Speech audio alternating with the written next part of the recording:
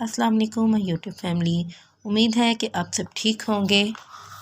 अब हमने अपने प्रीवियस वीडियो में क्वेश्चन एक्सरसाइज 1.2 के 2 क्वेश्चंस कंप्लीट किए थे और आज हम अपना क्वेश्चन नंबर 3 देखेंगे।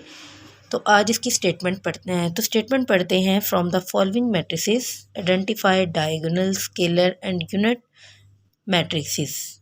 हमने इसमें बताना है, जैसे ऊपर वाली क्वेश्चन में हमने स्केयर मैट्रिक्स, रो मैट्रिक्स और आइडेंटिटी मैट्रिक्स यानी ये सारे मैट्रिक्स आइडेंटिफाई किए थे कि इनमें से कौन से मैट्रिक्स इसको रिलेट कर रहे हैं। तो इसी तरह क्वेश्चन नंबर 3 में हमने identity matrix, diagonal matrix, scalar matrix को बताना है कि ये मैट्रिक्स कौन से जो है आइडेंटिटी हैं, कौन से स्केलर हैं और कौन से मैट्रिक्स जो है वो यूनिट मैट्रिक्स हैं। तो हमारे पास जो क्वेश्चन 3 का पहला पार्ट है वो हमारे पास है a इज़ इक्वल टू 4004।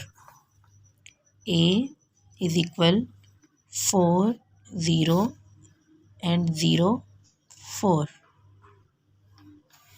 तो इस मैट्रिक्स को हम स्केलर मैट्रिक्स कहेंगे। ठीक है, स्केलर, क्योंकि यहाँ पर देखिए क्वेश्चन में उसने हमसे पूछा हुआ था कि identity, diagonal, scalar and unit matrix.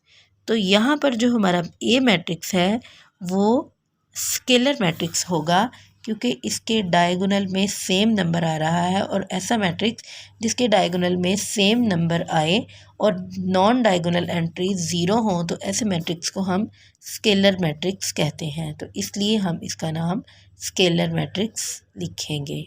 ठीक है, इसी तरह बी जो पार्ट है उसकी एंट्रीज देखें। 200 -1, 200 -1।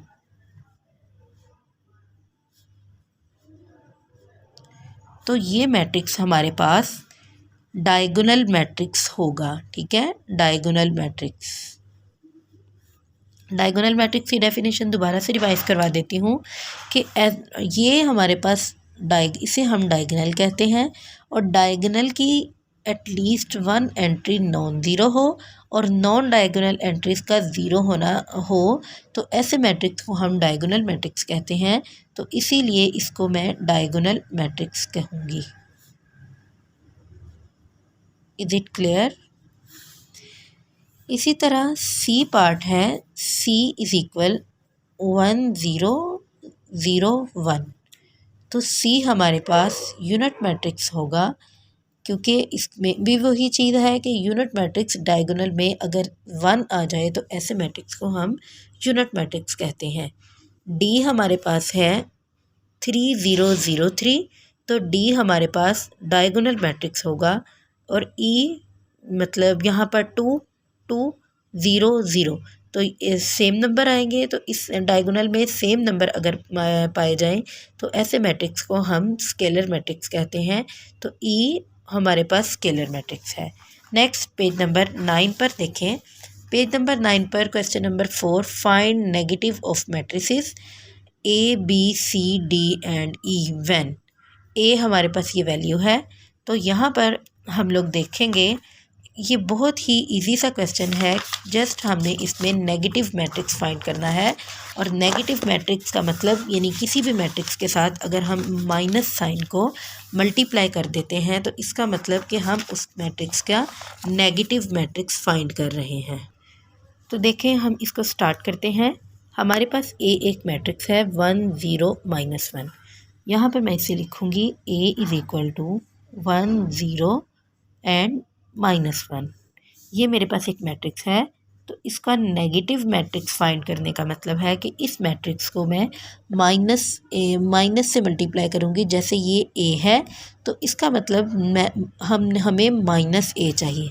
ठीक है, क्योंकि नेगेटिव मैट्रिक्स चाहिए ना, तो a पॉजिटिव है और उसका नेगेटिव मैट्रिक्स मतलब -a। तो -a इज़ इक्वल टू -1, यानी -1 से इस पूरे मैट्रिक्स को मैं मल्टीप्लाई करूँगी। तो ये क्या आएगा मेरे पास आंसर, -1 को जब 1 से मल्टीप्लाई करूँगी तो ये मेरे पास आ जाएगा -1। 1 को जब 0 से मल्टीप्लाई करूँगी तो 0 को जिस भी नंबर से मल्टीप्लाई करें वो अगेन 0 ही आएगा। माइनस को जब माइनस से मल्टीप्लाई किया तो वो प्लस हो गया, और 1 को जब 1 से मल्टीप्लाई किया तो वो 1 ही आ गया। तो ये हमारे पास नेगेटिव ए हमने यानी कि नेगेटिव मैट्रिक्स फाइंड कर लिया है। ठीक है, इसी तरह बी एक मैट्रिक्स है 3 2, बी एक दूसरा मैट्रिक्स है 3 2 -1 एंड 1। तो इसका नेगेटिव मैट्रिक्स फाइंड करने का भी तरीका सेम है। Minus B is equal to -1 multiply by ये पूरा मैट्रिक्स। तो इसको किस तरह से मल्टीप्लाई करूँगी, -1 को 3 से मल्टीप्लाई किया तो 3 1 time 3 and -1 multiply by 2 -2, minus minus plus and 1 multiply 1 equal to 1। Minus minus plus हो गया, यहाँ पे प्लस लिखने की ज़रूरत नहीं है ये, क्योंकि जहाँ पर जिस वैल्यू के साथ कोई साइन नहीं होता उसके साथ पॉजिटिव साइन होता है, इसलिए अगर किसी भी वैल्यू के साथ कोई साइन नहीं लगा तो इट्स मीन कि उसके साथ प्लस साइन मौजूद होगा। -1 मल्टीप्लाई 1 इज़ इक्वल टू -1।